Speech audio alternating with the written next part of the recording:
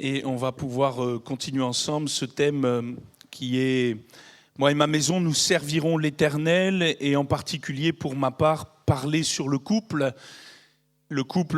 selon Dieu, selon ce que le Seigneur demande, ce que le Seigneur désire, ce qu'il a prévu, ce qu'il veut encore faire dans nos cœurs et dans nos vies. Amen. Dieu veut bénir nos foyers, Dieu veut bénir nos couples, Dieu veut bénir nos enfants. Mais ce n'est pas automatique, il y a du travail, il faut entrer dans sa bénédiction, il faut l'accueillir et il faut aussi la vivre. Alors on va lire ensemble un texte qui sera comme un résumé d'hier et puis pour pouvoir aller plus loin ce soir dans la première épître de Pierre au chapitre 3 et au verset 1er. Il va y avoir aussi ce soir un PowerPoint, tu peux déjà afficher le titre et puis après on déroulera ensemble tranquillement les diapositives. Mais on lit d'abord ce texte 1 Pierre 3 verset 1er.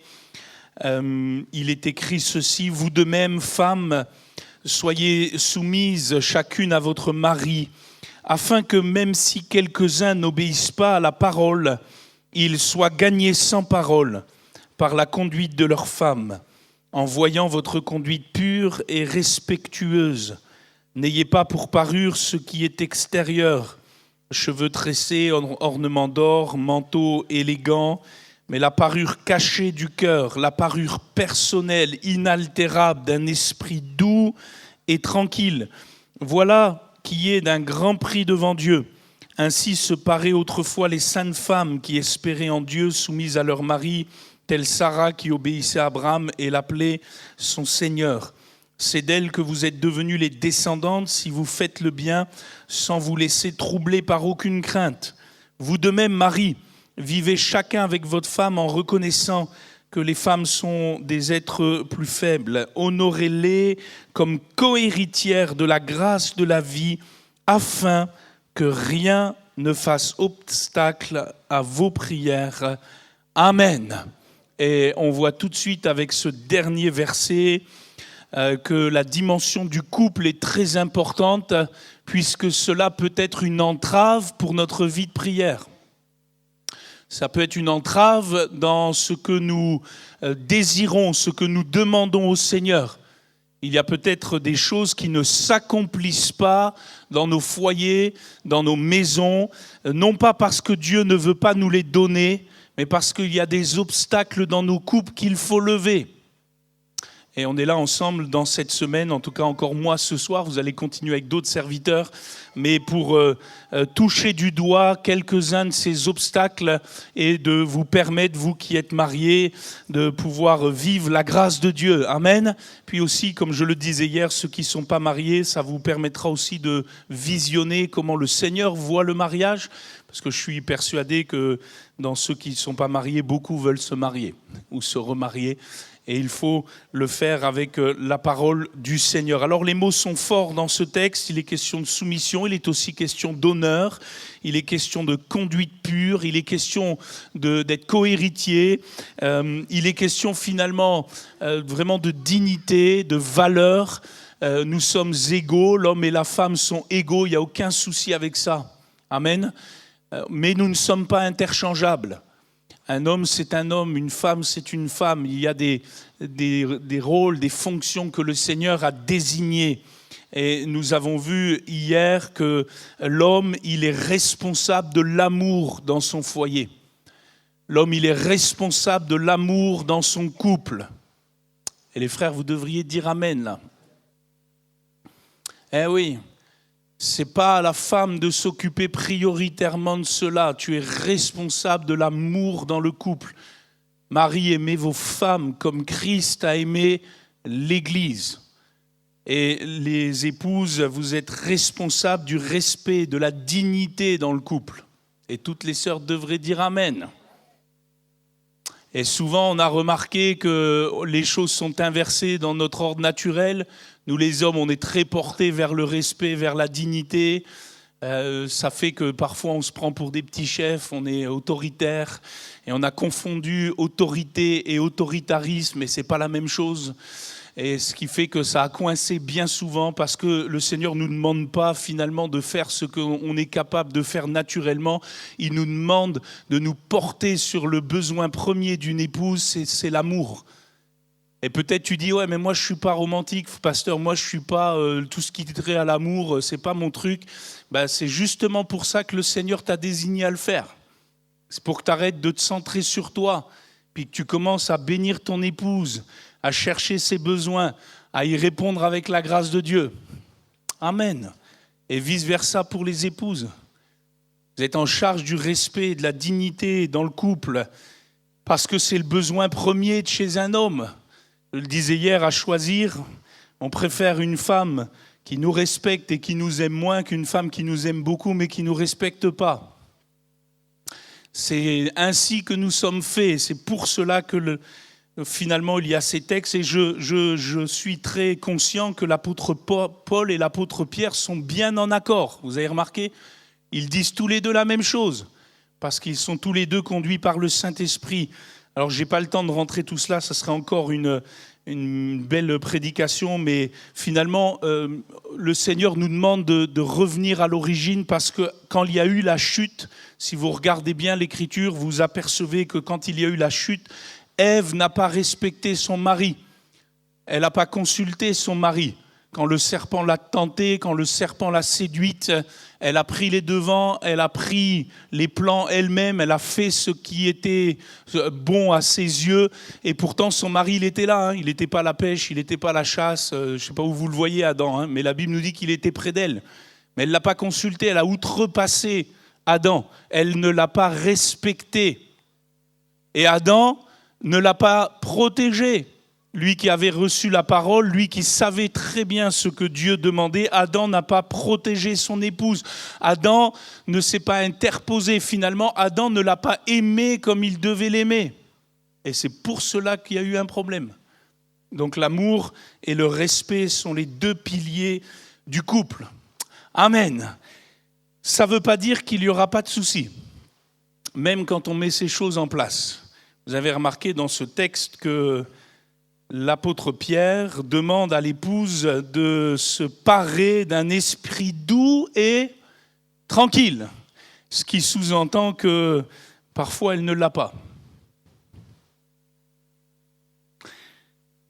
Et il est question pour l'homme d'honorer son épouse comme cohéritière de la vie et de reconnaître aussi qu'il y a une dimension différente chez son épouse dans laquelle il va falloir prendre compte de cette différence, et ce qui sous-entend que parfois les hommes, on ne prend pas compte de cela. Excusez-moi, on est un peu des bourrins, on est un peu des éléphants dans un magasin de porcelaine, et puis on pense qu'on va tout régler, ça va aller vite, et ça ne marche pas.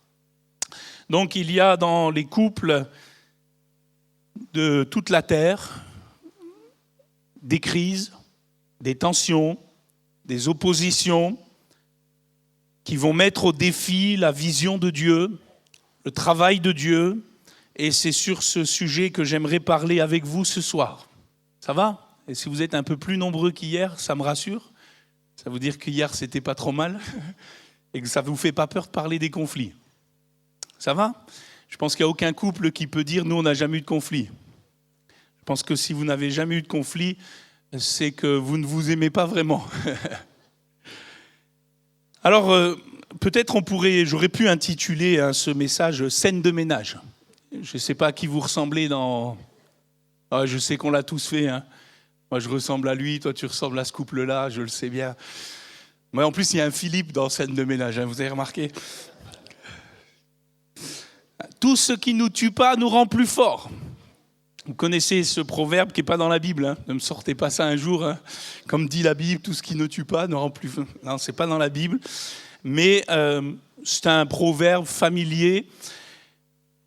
Bon, ce n'est pas toujours vrai parce qu'il y a beaucoup de couples qui explosent, beaucoup de familles qui explosent à cause des crises et des tensions qui ont détruit leurs relations. Il y a beaucoup de familles qui se sont déchirées à cause des difficultés qui n'ont pas été bien gérées, qui ont été mal gérées ou mal digérées. Et c'est vrai que nous vivons un temps sans précédent puisque, comme nous l'avons noté hier, jamais la notion du couple et de la famille a été soumise à si rude épreuve. On peut trouver toutes sortes d'arguments à cela. En réalité, je pense que Jésus n'en a qu'un seul, c'est la dureté de notre cœur. C'est à cause de la dureté de notre cœur. Peut-être aussi, on le sait bien, on vit dans une société qui ne veut plus trop s'embarrasser à réparer ce qui est cassé. Passe à autre chose. Or, la parole de Dieu nous demande de prendre du temps dans la restauration. Amen, ça fait partie aussi du royaume de Dieu. Alors les crises et les tensions dans les familles, dans le couple, ça a existé depuis la chute. Déjà la chute en elle-même a amené une crise entre Adam et Ève, vous la connaissez. Adam, c'est pas moi, c'est elle. Ève, c'est pas moi, c'est le serpent. Et il y a eu un imbroglio dès le départ, avec des répercussions dans leur foyer, des répercussions dans leur famille, la désobéissance qui a amené à l'entrée du péché dans le monde, des conséquences difficiles. Et puis on s'aperçoit dans les familles de l'Écriture que ça n'a pas toujours été simple. On pense à David, il a beau avoir été l'homme selon le cœur de Dieu, quand vous relisez son histoire avec Michal, c'était quand même compliqué. David et Michal, c'était un couple en tension. Michal qui jusqu'à un moment donné va regarder David du haut de la fenêtre et puis va le mépriser. Est-ce possible qu'une femme méprise son mari ? Quand on regarde Abraham avec Sarah, ça n'a pas toujours été simple. Surtout lors de cette difficulté avec Agar et tout ce qui a gravité autour. On va reparler un tout petit peu de tout cela. Alors on sait très bien qu'ici-bas, d'après l'apôtre Jacques, nous aurons diverses épreuves, divers combats à mener, diverses tensions, diverses crises. Les crises et les tensions de la vie seront diverses dans leur nature. Il peut y avoir des problèmes d'argent, il peut y avoir des problèmes d'intimité, il peut y avoir des problèmes relationnels, il peut y avoir des problèmes avec un enfant, il peut y avoir des problèmes spirituels, des problèmes personnels qui rejaillissent sur la vie du couple, etc., etc. Des divers problèmes de nature différente. Et on ne peut pas résoudre les problèmes sans prendre en compte leur nature. Il peut y avoir aussi diverses intensités à ces crises et ces tensions. J'ai remarqué dans la vie que certaines crises sont progressives. Elles s'installent petit à petit. Et elle se cristallise au fur et à mesure du temps qui passe et de notre manque de réactivité à les traiter sérieusement. Il y a des crises qui sont comme des ouragans parfois. Elles passent et elles balayent tout sur leur passage, elles ne vous ont pas prévenu, elles vous laminent et c'est ainsi, ici-bas sous le soleil. Il y a des crises qui sont par contre insidieuses, sournoises. On ne les voit pas, elles sont là, et puis elles ont des résurgences dans plusieurs et des ramifications dans plusieurs domaines. Elles nous déchirent l'âme comme un petit scalpel qui meurtrit sans faire de bruit. Les épreuves seront aussi diverses, les crises, les tensions, dans le temps ou le timing. Certaines tensions, certaines crises durent quelques jours, d'autres quelques semaines, d'autres malheureusement quelques années. J'ose dire parfois, malheureusement, quelques décennies. J'ai dû une fois dire à un couple qui, au bout de la énième fois que j'allais les visiter, de les regarder les yeux dans les yeux et de leur dire, vous savez, que normalement, quand vos enfants qui étaient là, parce qu'ils étaient là, seront partis, il ne restera plus que vous deux. Parce que ça faisait 25 ans que ça durait. Et à un moment donné, il faut que nous ayons l'audace, le courage, la foi, l'humilité, aussi la repentance pour traiter les problèmes comme ils doivent être traités. Il y a des crises, des tensions qui sont parfois complexes. Il y a des crises qui sont personnelles, du passé, et puis qui ont des résurgences sur le présent. Il y a des crises qui impliquent d'autres personnes à l'extérieur du foyer le plus proche. Il y a parfois des crises, des tensions qui se cumulent les unes aux autres, un petit peu comme le psalmiste le disait dans le psaume 42, un flot appelle un autre flot. au bruit de toutes tes ondées, toutes tes vagues et tous tes flots passent sur moi. Je le disais à la classe de la formation biblique, ça c'est quand vous passez dans la machine à laver du Seigneur. Il y a premier cycle, deuxième cycle, troisième cycle, essorage, vidange. Vous n'avez pas fini, que vous n'êtes pas encore dans le sèche-linge. Tout cela pour nous rappeler dans ces paroles que je dis que finalement tout chrétien, tout couple chrétien, toute famille chrétienne va être soumise à certaines épreuves, certaines tensions, certaines crises. Pourquoi ? Parce que le diable est la notion même du couple. Il est la notion même de la famille, parce que le couple porte en lui-même l'image de Christ et de son Église, l'institution bénie par excellence. Alors le diable va tout faire pour saper de l'intérieur ou de l'extérieur les liens conjugaux. Il fera tout pour souiller, diviser, rabaisser, écraser, dépouiller, pour mieux égorger, détruire, tuer. Et en la matière, il n'a jamais eu autant de succès qu'au XXIe siècle. Nous vivons des temps difficiles pour le couple et à combien plus forte raison devons-nous, chrétiens, soigner nos couples et nos familles. Amen.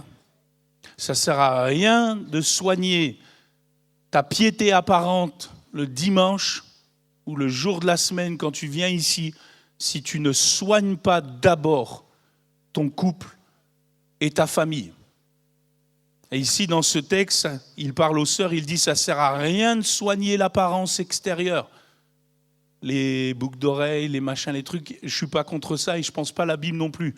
Je pense qu'il est simplement en train de dire que quand ça devient une finalité au détriment des choses qui sont essentielles, nécessaires et premières, qui est de soigner son cœur et sa relation avec l'autre, il y a un problème. Et il faut le gérer. Dire aussi qu'il n'y a aucune tempête dans le couple que Jésus ne puisse calmer. Amen. Il n'y a aucune crise de couple que Jésus ne puisse solutionner.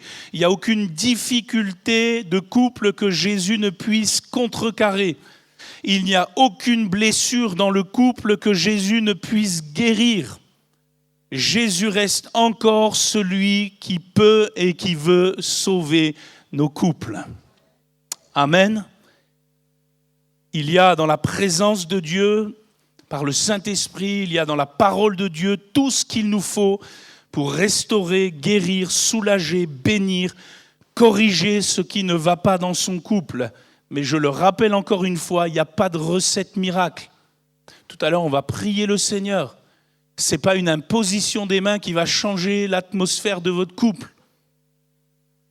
Dieu va vous bénir dans votre cœur par cela, par ce moyen-là.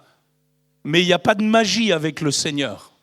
Il y a une volonté de laisser le Seigneur travailler et un partenariat pour travailler avec lui.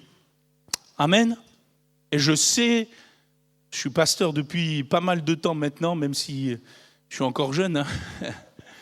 Mais je sais qu'il y a des couples dans nos églises qui pensent que ça va se régler comme ça. Il suffit de venir à une imposition des mains, il suffit de venir à la prière. Et comme je le disais hier, nous, on n'est pas Merlin l'Enchanteur. Puis quelque part, Jésus non plus. Parce que le Seigneur a institué des principes et ce sont ces principes-là qu'il faut travailler, qu'il faut mettre en route par l'Esprit. Je ne dis pas que la prière n'a pas de puissance, attention. Mais je suis en train de dire que la prière, quand elle n'est pas accompagnée de foi et d'actes de foi, ça ne sert à rien. Amen. Il faut retrousser ses manches et il faut aller au combat avec le Seigneur. Alors il n'y a aucune crise, aucune tension que le Seigneur ne puisse nous aider à triompher, à surmonter. Dieu va même utiliser les crises et les tensions inhérentes à la vie du couple comme des révélateurs de nos besoins spirituels les plus profonds. Si le diable se sert de l'épreuve comme une tentation pour faire chuter quelqu'un, Dieu peut se servir de l'épreuve pour faire grandir quelqu'un. Amen. Tout va dépendre de la manière dont celui qui est éprouvé va vivre, va réagir. ne sert à rien de vouloir éviter les problèmes. Il va falloir les solutionner. Et Dieu va utiliser cela comme des miroirs, de même qu'on ne peut extraire l'or ou l'argent sans explosion. Dieu permet parfois qu'il y ait quelques crises qui explosent pour nous ramener à l'essentiel, pour nous ramener à ce qui est prioritaire, pour nous montrer notre cœur qui est encore dur, qui a besoin de changement, qui a besoin de transformation et de nous aider à grandir dans le Christ. Amen. Alors j'affirme une chose, tu peux l'afficher. Tu es là ? C'est bon. Une crise bien gérée, et je souligne ça, on va en parler, peut être le moyen pour rendre l'intimité d'un couple plus fort. Amen. Une crise bien gérée peut être le moyen de rendre l'intimité d'un couple plus fort. Alors c'est certain qu'une crise peut détruire et ravager un couple quand celle-ci n'est pas bien gérée. On est d'accord. Mais une crise, quand elle est bien gérée, peut être le moyen de rendre l'intimité de deux êtres plus forte. Un coup dur, un moment de faiblesse, une tempête peut vous rapprocher. Une tempête peut vous enterrer, une tempête peut vous élever. Tout va dépendre de la manière dont vous allez vivre la chose ensemble ou pas. Si vous allez la vivre comme des ennemis, vous allez vous enterrer. Si vous allez vivre dans la collaboration avec Dieu, vous allez vous élever en Christ. Et c'est pour cela que je reviens au message d'hier. Il est tellement important que les fondations, les racines, ce qu'on ne voit pas, soient là et soient bien posées. Parce que ça va se répercuter dans la gestion des crises et des conflits. Si on prend ensemble un texte juste pour faire une application très concrète, on va aller dans Hébreux 11. On a parlé d'Abraham, je veux juste relire ce texte avec vous, Hébreux 11, me centrer un peu sur eux quelques instants et puis après on va avancer. Hébreux 11, verset 8, Hébreux 11, 8. Connais bien ce texte, hein, c'est par la foi qu'Abraham obéit à l'appel de Dieu en partant vers un pays qu'il devait recevoir en héritage. Et il partit sans savoir où il allait. C'est par la foi qu'il vint s'établir dans la terre promise comme dans un pays étranger, habitant sous des tentes, ainsi qu'Isaac et Jacob, héritiers avec lui de la même promesse, car il attendait la cité qui a de solides fondations, celle dont Dieu est l'architecte et le constructeur. C'est par la foi aussi que Sarah elle-même, malgré son âge avancé, fut rendue capable de donner le jour à une descendance parce qu'elle tint pour fidèle celui qui a fait la promesse. Amen. On va essayer de lire un tout petit peu entre les lignes. Parce que ici nous est présenté le couple d'Abraham et de Sarah dans la foi. Puis on a l'impression, en lisant ces quelques versets, que tout roulait avec eux. C'était la petite maison dans la prairie, avec Caroline Ingalls et Charles qui plantent des poteaux. Je ne sais pas combien de kilomètres de poteaux il a planté dans sa vie, lui, mais il en a planté, le pauvre. Alors que, quand on lit la Genèse, on sait très bien que Abraham et Sarah, ça n'a pas été de la tarte. Oui, il y a eu la foi, mais il y a eu aussi beaucoup de crises et beaucoup de tensions. Ils ont traversé beaucoup de situations pour en arriver là. Mais je note malgré tout qu'ils ont tenu bon. Alléluia. Ils ont été jusqu'au bout dans l'amour et le respect réciproque. Et c'est ce que souligne aussi l'auteur de cette épître. Alors Abraham et Sarah sont à la fois un exemple positif et négatif. Un exemple positif parce qu'ils nous apprennent que seule la foi et la pratique de la foi peut amener une résolution de tous les conflits et de tous les problèmes. Négatif parce qu'ils en ont commis quand même quelques-unes de belles erreurs, l'un envers l'autre. Et nous pouvons apprendre cela de plusieurs textes. Le texte de la Genèse, quand on l'ouvre, il nous plonge directement dans leur vie conjugale. Abraham est déjà âgé de 75 ans. Rien ne nous est dit sur leur rencontre. ne sait pas si Abraham a trouvé Sarah au bord d'un puits ou s'il l'a trouvée je sais pas moi, sur la place publique ou s'il lui a envoyé un SMS sur un chameau. Ou je sais pas. On n'a rien sur ça, rien sur les fiançailles, rien sur la romance des premiers temps. La première chose que nous apprenons de Abraham et Sarah au moment où ils sortent d'Ur en Chaldée et de Charan ensuite, c'est ce pas de foi que Abraham a fait. Va, quitte ton pays, quitte ta patrie, va dans le pays que je te montrerai. Et nous l'avons lu, Abraham est parti sans savoir où il allait. Alors je me suis posé un peu la question, on va se mettre un peu dans leurs baskets ou dans leurs sandales, parce que c'était des sandales à l'époque, c'était des sandales Air, Nike Air, je ne sais pas. On rêve tous de vivre par la foi, n'est-ce pas? Dites amen, hein? On rêve tous de vivre l'aventure d'Abraham. Je me suis quand même mis dans la peau de Sarah. Vous imaginez votre mari qui arrive un matin, on dit « Chérie, prépare toutes les valises, rameute tout le monde, on y va !» On va où, chérie? En vacances à Maurice? Non, on y va. On va où? Tu nous emmènes où encore, toi? Je ne sais pas.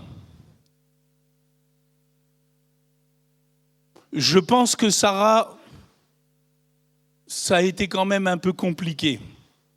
Alors on apprend dans ce texte que ce n'est pas seulement Abraham qui a dû parvenir à la foi. Sarah aussi a dû parvenir à la foi. C'est ce qu'on disait hier dans notre triangle. S'il n'y en a qu'un des deux qui vit par la foi, ça va être compliqué. Ça va être compliqué. Alors Abraham part par la foi, Sarah aussi, et puis plein de défis vont arriver. Il y a un défi qui est récurrent, je disais tout à l'heure qu'il y a des crises qui s'installent. Il y a un défi qui est là pour eux, une crise qui est là depuis des années, c'est que Sarah, elle est stérile. C'est certainement la crise des crises. Un point de tension qui perdure. Ça vous arrive? Vous n'êtes pas les seuls, hein? Abraham et Sarah, ils ont eu un point de tension récurrent. Alors d'un côté, la nécessité de visionner les choses par la foi dans ce point de tension, et de l'autre, la réalité des choses et les impossibilités latentes. Et je me dis qu'il a fallu pas mal de pleurs pour Sarah pour arriver à la foi, peut-être aussi pour Abraham, ça n'a pas été si simple. Le couple est passé entre-temps par la crise d'Agar, parce que Sarah, à un moment donné, elle était désespérée. Je sais que les femmes ici, ça n'arrive jamais, vous n'êtes jamais désespérées. Elle l'a été. Et puis à un moment donné, elle a proposé une solution qui n'en était pas une. Un pétard mouillé qui a fini par exploser en pleine figure. Parce que la proposition avec Agar, certes très culturelle, je ne rentre pas dans les détails, va laisser des marques très profondes en elle et dans leur couple. Le couple est passé par le doute, par l'incrédulité, même quand les trois hommes, les trois anges sont venus les visiter pour réitérer la promesse, Sarah en a ri de douleur, ri de désarroi, et puis un jour, et on ne le sait pas quand, elle a cru. L'histoire du couple d'Abraham et de Sarah se déroule sur des dizaines d'années. Et il y a des dizaines d'années de leur vie qui nous est passée sous silence. Ce n'est pas toujours simple de vivre la vie de couple quand Dieu ne parle pas. Quand Dieu ne dit pas un mot. Quand Dieu nous teste sur notre patience et notre persévérance. En même temps, il y a eu d'autres crises à gérer, très pratiques. Le neveu a grandi, il a gagné quelques brebis, et puis il y a eu la querelle des bergers de Lot et la querelle des bergers d'Abraham, une crise clanique, tribale, familiale. Ça vous arrive d'avoir des crises dans vos familles élargies? Sur l'héritage, sur... Non, ça n'arrive pas ici à La Réunion, vous êtes parfaits. Il y en a eu pour Abraham et Sarah. Et puis, il y a eu les manques de foi d'Abraham. Abraham, nous, on le voit, c'est le héros. Tout le monde voudrait marier Abraham. Je ne sais pas, parce que par 2 fois, il a fait passer Sarah pour sa sœur quand même. Je ne suis pas vraiment sûr, mesdames, que vous voudriez marier Abraham.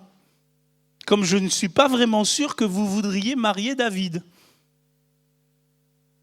Parce que même s'il chantait bien, il en regardait quand même des filles. Ça a laissé aussi des traces dans leur cœur, dans leur vie. Abraham prêt à sacrifier son épouse pour sauver son ego. Triste réalité encore trop présente aujourd'hui. Puis, que dire de la crise de Moria, alors que l'enfant de la promesse est là depuis quelques années maintenant, puis que Dieu se manifeste, Genèse 22, à Abraham et lui demande d'aller sacrifier Isaac sur le mont Moria. Vous vous êtes déjà mis à la place de Sarah? Parce que pour Abraham, lui, il a la foi, il a entendu le Seigneur, mais Sarah, elle a quand même dû le sentir passer, celui-là. Et c'est à l'issue de cette énième crise que Sarah est partie pour l'éternité, âgée de 127 ans. Et dans ces funérailles, je ne sais pas si vous avez déjà fait attention, mais on voit tout l'amour et la tendresse d'Abraham pour elle. On voit que leur couple, malgré toutes les crises, était bien positionné sur ces 2 piliers de l'amour et du respect. Parce qu'Abraham va enterrer Sarah dans le champ de Macpéla, en face de Mamré, là où Dieu s'était manifesté à Abraham, comme un rappel de foi, un rappel de rencontre et de communion. Et je crois pouvoir dire, sans tordre l'Écriture, que c'est dans l'adversité que le couple d'Abraham et de Sarah s'est forgé dans la foi. C'est dans l'adversité qu'ils sont devenus plus forts dans la foi. C'est dans l'adversité qu'ils ont appris à se connaître et s'aimer, se respecter davantage. C'est dans l'adversité qu'ils sont sortis vainqueurs, malgré les erreurs de l'un et de l'autre et de leurs erreurs communes. Je ne peux pas croire que Abraham et Sarah sont arrivés là où ils sont arrivés sans la pratique du pardon, sans la pratique de la réconciliation, dans des défis qui étaient profonds. Alors, comme je le disais tout à l'heure, une crise va potentiellement élever le niveau de votre foi. Et je dis potentiellement parce qu'il faut le libérer, ce potentiel, dans la grâce du Seigneur. Et c'est là qu'il nous faut être sensés et intelligents. C'est là qu'il nous faut nous trouver au pied du Maître et pas ailleurs. C'est là qu'il nous faut vivre selon l'Esprit et non selon la chair, car avoir les tendances de la chair, c'est la mort. Si tu as les tendances de la chair dans ton couple, tu vas le faire mourir. Mais si tu as les tendances de l'esprit, c'est la vie et la paix.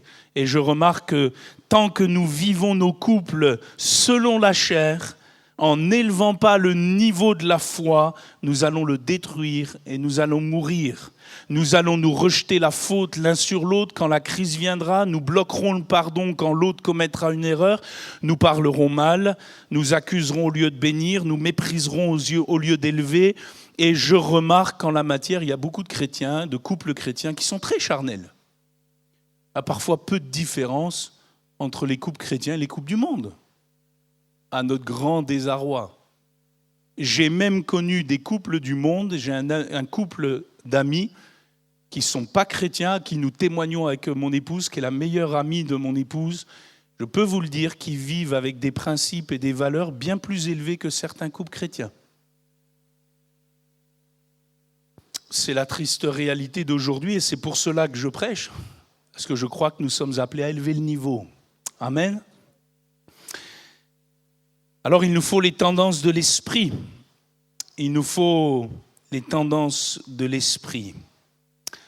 Quand une crise intervient, et là je vais arriver à des choses très pratiques, et la première chose à faire, et tu peux l'afficher, c'est d'identifier les vrais besoins et les mauvaises réactions. Une crise bien gérée, c'est une crise où les vrais besoins et les mauvaises réactions ont été identifiés Et ça, c'est un vrai travail. Lors de la crise d'Agar et d'Ismaël, Sarah a manifesté un caractère qui ne plaisait pas à Dieu. Elle avait un vrai besoin et elle avait des mauvaises réactions. Je remarque qu'Abraham, dans cette crise-là, n'a pas été plus spirituel qu'elle. Puisque quand il y a Agar commence à voir mal Sarah et puis qu'il y a des tensions entre elles, à un moment donné, Sarah se tourne vers Abraham. Il est quand même le patriarche, il est quand même le responsable spirituel de ce foyer. Et il faut qu'il fasse quelque chose. Fais quelque chose. Et lui, fais ce qui te semblera bon. Alors, les hommes ici, vous n'êtes pas comme ça. Hein. Vrai besoin, mauvaise réaction. Fais comme tu veux. Alors, soit une crise vous change, soit une crise vous enterre, on l'a noté. Si elle vous change, espérons que c'est pour le mieux, parce que parfois elle nous change pour le pire. Et si vous regardez la parole de Dieu, il y a un moment donné dans la confrontation avec la parole de Dieu, et c'est pour cela que nous croyons au ministère du Saint-Esprit, dans nos crises et nos tensions, Dieu veut nous aider à identifier nos vrais besoins et nos mauvaises réactions.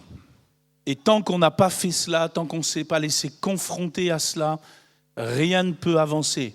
Il y aura toujours un report sur l'autre des problèmes. Et ça va tourner pour finir en eau de boudin. Il y a des vieux schémas, il y a des vieilles réactions qui doivent disparaître. La crise va mettre en lumière ces choses-là. Parce que vous ne pouvez pas espérer un renouveau sans être renouvelé. On ne peut pas mettre du vin nouveau dans des vieilles outres ou des vieilles loutres. On ne peut pas mettre du vin nouveau dans des vieux schémas. Dieu ne peut pas bénir quand les mauvaises réactions perdurent. On ne coupe pas un morceau de drap neuf à un habit déchiré. Vous savez, quand nous, on était petits, je ne sais pas si vous faisiez ça ici à La Réunion, mais en tout cas, nous, ça se faisait. Quand on était petits, vous savez, on faisait des trous. Hein. On jouait au foot, on jouait à je ne sais pas quoi, on se faisait des déchirures. Et quand on ramenait le pantalon à la maison, on prenait un bon savon. Et puis la deuxième chose, c'est que la mère, elle prenait un vieil écusson tout pourri, puis elle nous le collait à la place du trou, elle le cousait comme ça, puis elle nous dit « Allez, c'est bon, on repart à l'école ». Bon, ça tenait pas longtemps. Hein. J'ai remarqué que les couples chrétiens sont champions du rapiessage. Et Jésus dit, mais on ne fait pas ça, les déchirures sont pires. Ça ne sert à rien de mettre un pansement sur une plaie béante. Il faut traiter les problèmes, il faut les identifier. Il faut que le Saint-Esprit nous permette d'identifier ces choses à la lumière de la parole de Dieu. Et dans ce cas-là, frères et sœurs, parce que je crois que c'était le cas pour Abraham, pour Sarah, ça a été le cas pour les couples de l'Écriture, on est chacun face à face avec Dieu. Amen. Eh oui, il y a un moment donné, il faut accepter, comme David, que nous sommes cet homme-là. Moi, j'ai toujours dit que David, il est devenu l'homme selon le cœur de Dieu le jour où il a accepté qu'il n'était pas celui qu'il prétendait être. Dans sa chute avec Bathsheba, il avait voulu camoufler tout ça, il avait voulu jouer de cachotterie, il a mis un petit écusson sur une déchirure, il est reparti comme en 14. Mais Dieu va le confronter. Tu es cet homme-là. Et peut-être qu'à un moment donné, les crises, il faut que le Seigneur ait le droit de nous dire, tu es cette femme-là. Ah quoi, moi jalouse? Non, Seigneur. Tu es cette femme-là. Tu es cet homme-là. Moi, dur? Eh non, Seigneur, je suis juste un peu exigeant. Non, tu es cet homme-là. C'est dans notre cœur qu'il y a des problèmes. Et le Seigneur est venu changer nos cœurs. Amen. Et il faut à un moment donné identifier ces choses. Il faut laisser le Seigneur identifier, mettre le doigt là où ça fait mal, parce qu'il n'y aura pas de guérison possible autrement. Il faut laisser le Seigneur déchirer des vieux vêtements. Je le disais à des frères ce matin en boutade, mais je vais le dire ce soir. L'évangile, ça déchire. Ah oui, à un moment donné, le Seigneur, ton vieux vêtement rapiécé que tu as recousu 36 000 fois pour essayer de faire croire que c'était bien, je parle d'une manière spirituelle, le Seigneur, il va le déchirer. Parce qu'il n'est pas mort sur une croix pour que tu vives comme ça. Il n'a pas payé le prix fort pour que tu aies une vie à rabais. Il est mort et ressuscité pour que tu aies un cœur et que dans ce cœur, il y déverse son esprit. Et il y a des choses qui doivent changer. Alors Dieu va nous parler d'une manière vraie. Et je sais qu'il y a des gens aujourd'hui, ils n'aiment pas être confrontés à des prophètes comme Nathan. Ils n'aiment pas être confrontés à la parole de Dieu. Ils aiment les prophètes qui prophétisent sur le vin, qui prophétisent que tout va bien parce que tu le vaux bien. Ben oui, alors quand ça ne nous plaît pas, vous savez ce qu'on fait aujourd'hui ? On change d'église. Parce qu'on trouvera toujours quelqu'un qui va nous flatter les oreilles. Ah oui, parce que certainement que lui, il a plus de problèmes que toi, donc vaut mieux qu'il te flatte les oreilles, comme ça il est sûr de pouvoir continuer. Bon, j'arrête là. Ça, c'est le premier point. Quand on a fait ça dans l'honnêteté et la sincérité avec Dieu, il y a une deuxième étape que le Seigneur attend de nous, et tu peux l'afficher, c'est de collaborer ensemble dans la foi. Une crise doit vous amener à affronter la vie à deux. C'est pour ça que vous vous êtes mariés. Eh oui, vous n'êtes pas mariés seulement pour les bons jours. Vous êtes mariés aussi pour les pires. Et dans les pires, c'est souvent là où on n'est pas ensemble. Alors que c'est à ce moment-là que deux valent mieux qu'un. Et à un moment donné, il faut affronter le problème ensemble. Ça ne sert à rien de se rejeter la faute l'un sur l'autre. Ça ne sert à rien d'essayer de trouver qui a raison. Ça ne sert à rien d'essayer de détricoter l'histoire. Puis de ramener sur le tapis des choses qui se sont passées en 1936. Ah oui, à un moment donné, il y a un problème auquel le Seigneur a identifié. Il a percé à jour des choses. Qu'est-ce qu'on fait ? Eh bien, on va s'allier pour le résoudre. Amen. Alors, je vais vous donner un petit schéma. Moi, j'aime bien les schémas. Je sais qu'il y a un pasteur ici qui aime bien les schémas aussi. Tu peux afficher mon schéma. Vous avez tous fait des maths ? Vous avez tous fait des maths ? Levez la main. Vous avez fait des maths, non ? Qui a fait des maths ici ? Jusque certificat. On le fait, ça. Je parle aux plus anciens, là. Alors, j'ai partagé à des jeunes à Saint-Pierre une fois, ça. On va le faire ici. Ça m'a toujours aidé, ça m'a toujours parlé. C'est très pratique ce que je vais vous donner maintenant. C'est un schéma. Qui dit schéma dit que c'est pas linéaire et parfait. Hein. C'est un schéma, on schématise, mais quelque part, il y a du vrai dans ça. Imaginons que nous allons placer sur ce beau graphique, avec les ordonnées, les abscisses, la résolution d'un conflit, d'un côté, dans ma flèche qui monte, la résolution du conflit, la résolution de la crise, du problème en lui-même. Et puis, ce qui nous intéresse surtout dans la partie basse, tout en préservant la qualité de notre relation. Imaginez, et je vais prendre un exemple très trivial, mais vous pouvez le mettre dans des crises qui sont très profondes. Imaginez que le pot de confiture est tombé par terre. Paf !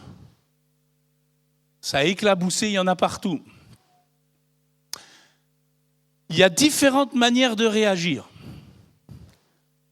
Et essentiellement, la manière dont vous allez réagir va définir la résolution ou non du conflit comme Dieu le veut. Parce que Dieu ne veut pas seulement qu'il n'y ait plus de confiture par terre, mais Dieu veut qu'il n'y ait pas seulement plus de confiture par terre, mais que vous soyez toujours dans l'amour.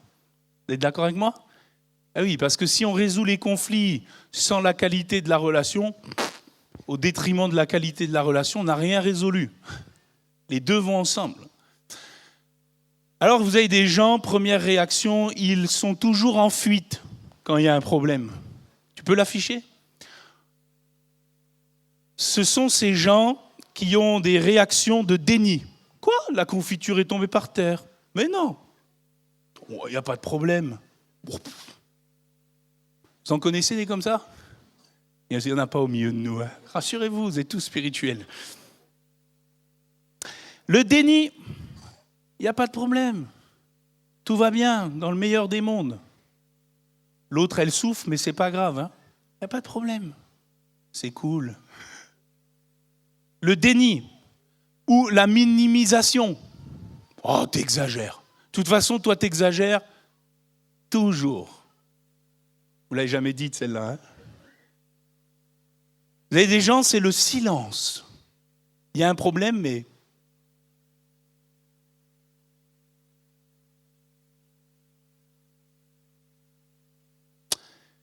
Puis vous avez ceux qui, il y a un problème, et d'un seul coup, vous ne les voyez plus. Il est parti. Tu vas régler ça, chérie. T'es championne pour ça. Puis vous avez l'extrême dans ces réactions de fuite, c'est ceux qui prennent leurs valises et qui s'en vont quand la crise est profonde, et puis qui disent « Je crois qu'on est arrivé au bout, hein. On va rester amis. Tu veux bien ?» Alors vous remarquerez dans mon graphique que c'est 0, triple 0, et vous qui êtes concernés, je suis désolé, hein, il n'y a rien de pire que la fuite.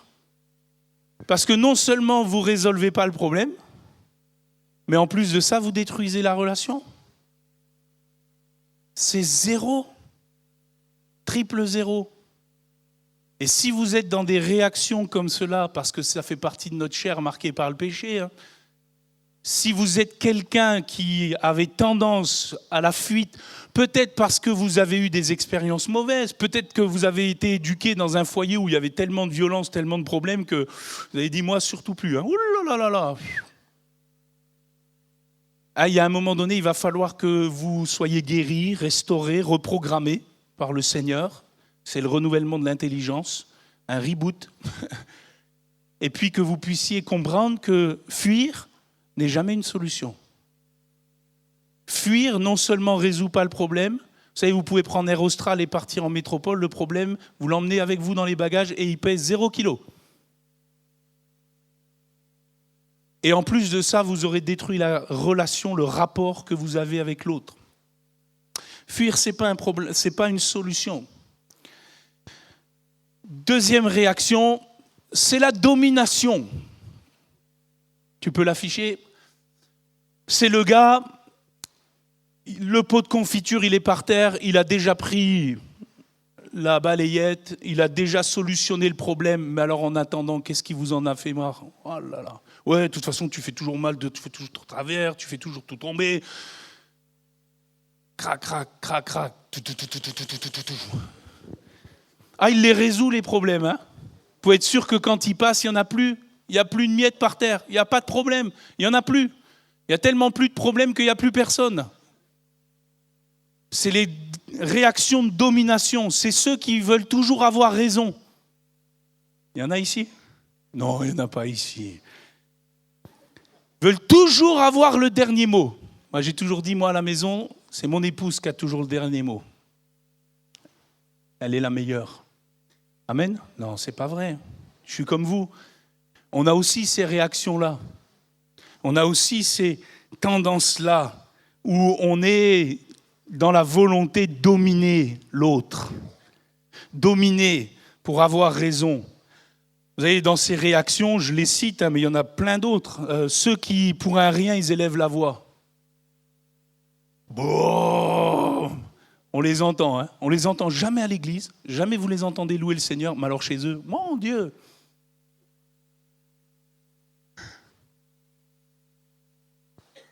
Élever la voix, agresser.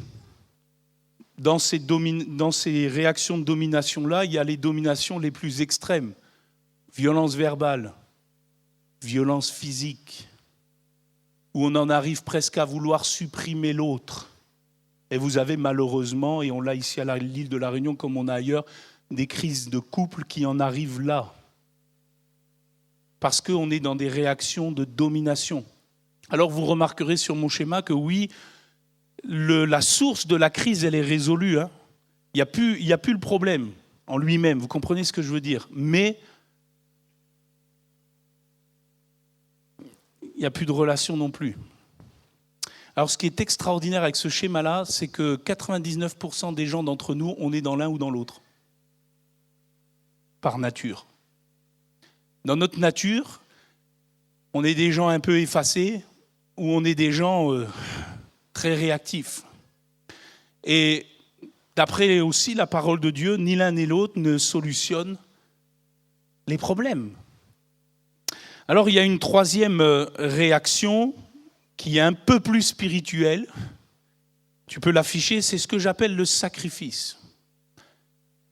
Le sacrifice, c'est il y a un problème, mais comme en face, la partie adverse ne veut pas le voir, ne veut pas le raisonner, ne veut pas s'asseoir pour le solutionner, parce qu'en face, il y a soit des réactions de fuite, soit des réactions de domination, et parce que finalement, on est comme dans une impasse, alors quelqu'un, l'un des deux, décide de se sacrifier. Je pense parfois à des gens dans nos églises qui sont mariés avec des incroyants, où il peut y avoir toutes sortes de tensions, même au niveau de l'église, et on est obligé de se sacrifier. Se sacrifier, c'est prendre sur soi. Prendre sur soi, qui ne veut pas dire qu'on minimise le problème ou qu'on fait qu'il n'y en a pas, mais qu'on l'assume, même si on ne devrait pas l'assumer. Alors c'est très spirituel au niveau de la relation. Parce que le sacrifice, il permet de maintenir la relation. Si je prends un exemple tout bête de la croix, à cause du péché, si je prends le péché comme la crise, la croix a permis que Dieu soit toujours en relation avec les hommes. Maintenant, ça ne signifie pas que le problème n'existe plus, puisqu'il faut que l'homme en bas ait un retour vers Dieu, dans la repentance. Et tant qu'il n'y a pas ce retour vers Dieu, le sacrifice permet un dialogue, une communion, une communication, mais il n'y a pas de réconciliation. Ça va ? C'est compris ? C'est là le sacrifice. Le problème du sacrifice, c'est que c'est un choix, entre guillemets, par défaut dans un couple chrétien. On ne devrait pas en arriver là, parce que normalement, on doit les solutionner. Et parfois, il arrive que le temps que, et on est dans cette position-là. Position qui est très bien au niveau de la qualité de la relation, mais ça n'enlève pas les problèmes. Ça ne les fait pas disparaître. Tôt ou tard, il faudra les régler. Alors, il y a une quatrième manière de travailler quand il y a des conflits, c'est ce qu'on appelle le compromis. Le compromis, c'est quoi ? C'est que, oui, les deux réalisent que, oui, il y a quand même un problème, mais oh chérie, on va faire un pas chacun. T'es d'accord ? Ah oui, on va faire un compromis. Et quand on parle de compromis, on parle alors que finalement, il y a quand même une partie du problème qu'on ne veut pas forcément solutionner. On trouve une solution, mais on ne trouve pas la solution. Vous comprenez ce que je veux dire par là ? On trouve une solution qui nous permet de garder la face, mais on ne trouve pas la solution, celle de Dieu, qui implique que nous reconnaissions vraiment nos torts, qui implique que nous nous humilions, que nous nous repentions et que nous collaborions ensemble. Dans cette position-là, finalement, 50-50, on est tous les deux perdants. Et nous, on aime bien les matchs nuls quand l'équipe adverse elle est un peu forte. Un bon match nul, ça nous va, hein ? Perdant-perdant. Le problème, c'est que cette solution-là n'est pas la solution de Dieu, puisque la solution de Dieu, c'est qu'on soit gagnant-gagnant. Amen. Alors, il y a une dernière manière qui est celle du Seigneur, c'est la collaboration. La collaboration, finalement, c'est de quitter nos zones de fuite, quitter nos zones de domination, que les deux, face à la lumière de la parole de Dieu, réalisent qu'il n'y a pas seulement un problème, mais il y a deux personnes en jeu, et que les deux décident par la foi de mettre de côté toutes les histoires humaines, charnelles, se renvoyer la balle, savoir qui a tort, qui a raison, de savoir partager les torts ou les raisons, parce que tout ça, vous êtes encore dans le compromis, et de dire, écoute chérie, il y a un vrai problème, mais on a un vrai Dieu, et il a une vraie solution. Et on ne va pas faire un compromis, on va travailler ensemble pour avoir la solution de Dieu. et on va collaborer.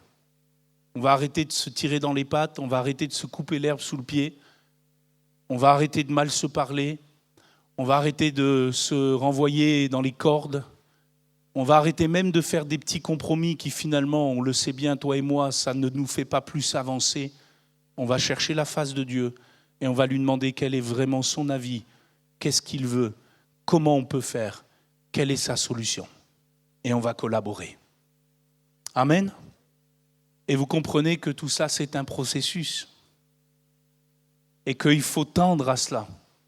Que par nature, on est sur le côté gauche de ce graphique, puis qu'il faut quitter ces zones tranquillement. Le compromis, il a l'avantage de nous permettre déjà de nous rapprocher, de faire des pas l'un vers l'autre. Et si vous êtes toujours dans des fuites et des dominations, peut-être commencez par là. Mais ne vous arrêtez pas là. Votre couple ne doit pas être basé sur des compromis. Vous devez être alliés dans l'intimité. Amen. Puis finalement, peu importe qui c'est qui a fait tomber le pot de confiture, le besoin, c'est qu'est-ce qui a été révélé et qu'est-ce que ça implique. D'ailleurs, puisqu'il est dans 1 Pierre 3, ça va vous amener, quand vous commencez à collaborer face au conflit, à prier ensemble. Une crise bien gérée, c'est une crise qui a été surmontée dans la prière et dans l'intercession. Vous savez, on a un adage chez les pasteurs. Un couple qui prie ensemble reste ensemble. Je suis étonné de voir que de nombreux couples chrétiens ne prient jamais ensemble. Certains prient chacun dans leur chambre, et il le faut, puisque la prière est avant tout personnelle. Ma femme ne peut pas vivre de ma foi, je ne peux pas vivre de la foi de ma femme. Vous êtes d'accord avec moi? J'ai besoin d'un temps avec Dieu. Mes frères et sœurs, vous avez besoin d'un temps de prière. Et je ne parle pas d'un temps autour de la table, merci Seigneur pour le bon carré que ma femme elle a fait, amen. Ou d'un temps entre la biscotte et puis je ne sais pas quoi avant de partir au boulot. D'un temps sérieux, profond, au moins une fois par semaine, d'avoir 1 heure avec votre femme devant Dieu. Et de partager les besoins, partager les fardeaux, prier ensemble. Au lieu de toujours argumenter, au lieu de toujours discuter, au lieu de toujours tourner autour du pot. Est-ce qu'il ne faut pas à un moment donné arrêter tout ça et dire chérie, on va prier ensemble. Et je m'adresse aux hommes, vous êtes responsables spirituellement du foyer. Vous êtes en première ligne dans cette notion-là. C'est vous qui devriez dire à votre épouse, viens chérie, on va prier ensemble. Et j'ai remarqué que dans nos églises, il y a plus de femmes spirituelles que d'hommes. Parce que bien souvent, c'est elles qui plient le genou. Et je pense qu'il y a là un vrai défi. Le couple qui prie ensemble, il reste ensemble. Quand tu vas commencer à prier d'une manière vraie, sincère, tu vas épancher ton cœur devant Dieu. Ton épouse va épancher son cœur devant Dieu. Vous allez commencer à comprendre ce qui est plus important pour l'un que pour l'autre. Vous allez sortir des choses habituelles, humaines, charnelles. Vous allez laisser le Saint-Esprit parler à votre cœur. Vous savez, on a ce même défi, nous pasteurs, on peut tellement être absorbés par les réunions de l'église, surtout ici à La Réunion, vous avez la réunionnite, il y a des réunions partout, que même nous, on a ce défi-là dans nos couples pastoraux. À un moment donné, il faut tout fermer et il faut aller s'enfermer ensemble devant Dieu. Et je peux vous le dire, depuis qu'avec mon épouse, on a quand même 15 ans de mariage, on fait ces choses, on l'a mis en place, on l'a institué comme étant quelque chose qui est nécessaire, indispensable, qui ne sera jamais remplacé. Et il n'y a pas de machin, de truc qui va se greffer sur ça. Depuis qu'on fait ça depuis plusieurs années, je peux vous le dire, on vit beaucoup mieux. Parce que dans la prière, Dieu agit. C'est là que la prière devient puissante. C'est là que la prière nous édifie. C'est là que la prière nous amène plus loin. Ne faites jamais comme si une crise n'était pas importante. Ne faites jamais comme si une crise était petite. Il y a des choses parfois qui touchent votre conjoint plus que vous. Et dans la prière, vous pouvez être sensible à ça. Moi, j'ai remarqué qu'il y a certains sujets, quand mon épouse les parle au Seigneur, les dit au Seigneur et que je suis un auditeur parce que je suis là, j'ai remarqué que tiens, ça la touche. Je n'avais pas remarqué que ça la touchait autant. Pour moi, c'était oh. Mais en fait, je me rends compte que tiens, c'est quand même quelque chose d'important pour elle. Je vais faire attention. Et vice-versa. Le drame d'aujourd'hui, c'est que les couples chrétiens ne prient plus ensemble. Il n'y a plus ce temps important, nécessaire. Alors, les crises ont souvent raison des mariages. Un mariage, il a besoin d'être protégé. Il a besoin de murailles de protection. Et le prophète Michée disait, le jour où l'on rebâtira tes murs, ce jour-là, tes limites seront reculées. Mon frère, ma sœur, élève des murailles de protection sur ton couple. Gère bien tes crises. Arrête de les gérer avec des réactions charnelles, humaines, des réactions échappatoires ou des réactions de domination. Arrête ces choses-là. Commence à devenir spirituel. Mets l'Esprit de Dieu dans ta vie, dans ton couple en route. Laisse l'Esprit. Et surtout, allie-toi à ton épouse face aux conflits, aux difficultés, dans la prière. Amen.